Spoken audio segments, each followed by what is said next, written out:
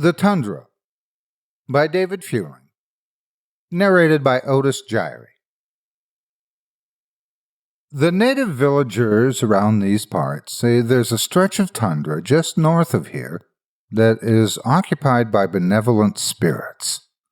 These spirits grant insight and warning to whoever visits them at night, once the sun has disappeared entirely and left the world in jet darkness. I drove out to the middle of the frozen expanse of ice and waited, hoping to catch a glimpse of whatever commanded these people's reverence. They send their children out, bundled in furs to keep from freezing, on the eve of their 15th birthday to seek an audience with these spirits. Once they have achieved this, the children run home to their parents to share the news. From then on, these children are considered adults in the village. Engaged couples visit the tundra on the night before their wedding. The entire village stays up all night waiting their return, as it is upon their return that the couple either decides to proceed with the marriage or to abandon it. The elderly visit the tundra whenever they're sick or ailing, and often make their condition worse by staying all night in the cold.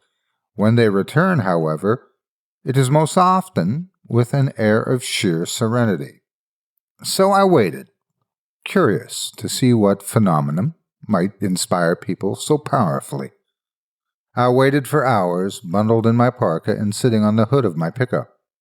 I waited until I felt that I was going to freeze to death, even in my thick clothing. I heard the spirit before I saw it. A crunching of snow in the silence made me jump off my truck and spin around.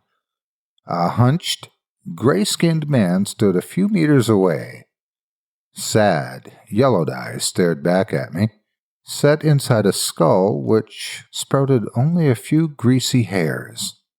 He breathed heavily, with a rattle that shook his fragile ribcage, and one of his arms looks as if it had been messily broken then neglected, allowing it to knit back together imperfectly. Badly scarred flesh marred his splayed legs. The man stared at me for perhaps 10 seconds, breathing in the frigid air and exhaling a sickly dribble of steam before disappearing when I blinked my eyes. I spun around, looking for the man, but he was truly gone. Approaching where he had stood, I found a pair of bloody footprints in the snow. Frantic with fear, I got in my pickup and headed for the village as fast as the ice would allow. A few villagers were waiting for me when I arrived, knowing that I had gone out and curious as to what might happen. I hastily got out of my truck and, approaching the nearest villager, I demanded, "What is so benevolent about these spirits? What is so insightful? How do these spirits help you?" "What did you see?" he asked, the look on his face now mirroring the fear in mine.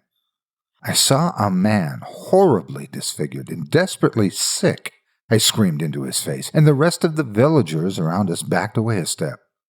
"Why? What does that mean?" I begged him. "The spirits show only one thing," the man explained. "They show their visitors a year in the future."